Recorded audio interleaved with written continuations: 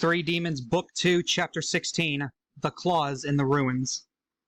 It's been a couple days since the company had left the outskirts of Godrich Town, heading towards some ancient ruins that is supposedly where the fragment Croc is being kept. Zyla goes on to explain to everyone that the legends of the fragment Croc states that they are a pair of pitchfork-like claws that, unlike the other fragments, Croc latches itself onto the wielder and can never be removed until the wielder is killed. The group arrive upon a dusty, deserted ruin. Asuka runs her fingers against the wall and a thick layer of dirt and dust is left on her finger. Alright, handing out prizes. Who had abandoned ruins as their guests? Joseph screams out wearing a circus ringmaster outfit, hat, cane and all. Where the hell did you get that get-up? Jake asks, both confused and unsatisfied. What get-up? Joseph asks, confused by Jake's question, which only leaves Jake himself even more confused. The group then heads into the ruins. A long staircase leads them down into the ruins. The deeper they travel, the darker it becomes. Oh my, it's become so dark in here. If only there was a big, strong man to protect me. Ava seductively says to Randy, wrapping her arms around and pushing her chest against his back. Alter switch to Jake. Jake immediately goes blood red in the face. A perverted smile breaks out across his face. Oh my god, that is so hot!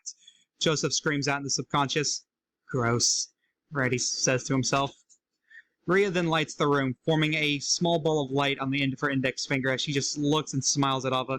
You know, you could have easily just lit the place yourself. Oh fuck. Jake thinks to himself, starting to get a bit spooked by the obvious jealousy off of Rhea.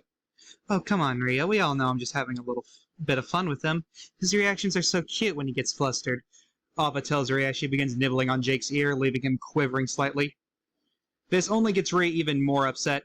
No! I refuse to be left out again! Asuka suddenly screams out as she jumps onto Jake, causing him and Ava both to fall backwards. Both of you, get off of him! Rhea demands the two girls as Jake lays there with a big dumb smile on his blood-red face. Is this normal? Ivy asks, feeling a bit uncomfortable with what's going on. Sadly, those three don't have any taste in men. Kitsune says, walking past the situation with a sucker in her mouth. Demons are the worst. Zyla states, also walking by them. Kazuto is also left walking past them with a smile on his face. Like it or not, we're stuck with it. Jake and the others eventually catch up with the others. This time, Rhea having Jake stand next to her, clearly out of jealousy and to make sure Ava and Asuka don't try anything. However, she has a smile on her face as if nothing had just occurred, something she has shown to be really good at. Asuka, however, has a pout on her face, upset she isn't the one standing next to Jake. As the group finally walks on a solid surface other than a stairway, Asuka steps on this tile that sinks down. A switch is then heard, which catches everyone's attention. Suddenly, the walls begin shifting and the floor begins to open up. Asuka! Jake screams out as he runs and grabs Asuka as the two of them start barreling downward. Zyla goes to grab Ivy, but the wall slams shut before she could grab her, leaving her with Kazuto. Ava and Kitsune are also caught by a sudden opening in the floor, the two of them sliding down. Kitsune grabbing Ava's hand as they reach this edge and before they fall in an abyss-like pit below them. Rhea and Ivy are left standing there, Rhea firing a blast of demonic arcana in hopes to destroy the wall, but to no avail. Damn it, Rhea says to herself, clearly frustrated that she didn't even think about the possibilities of there being booby traps. What are we going to do now? Ivy asks, holding her hand against the wall. Rhea just sighs, telling Ivy they just have to continue to navigate through the ruins in hopes they can find the others. As the two travel through the ruins, it becomes apparent Ivy is out of her comfort zone, very uncharacteristic for her normal, happy, energetic self. Rhea realizes this, but she stays quiet so as to not make the situation for her worse. However, Ivy breaks her silence. Hey, Ivy begins, catching Rhea's attention. So are you and Randy dating? Ivy asks, resulting in Rhea's face turning red in the face.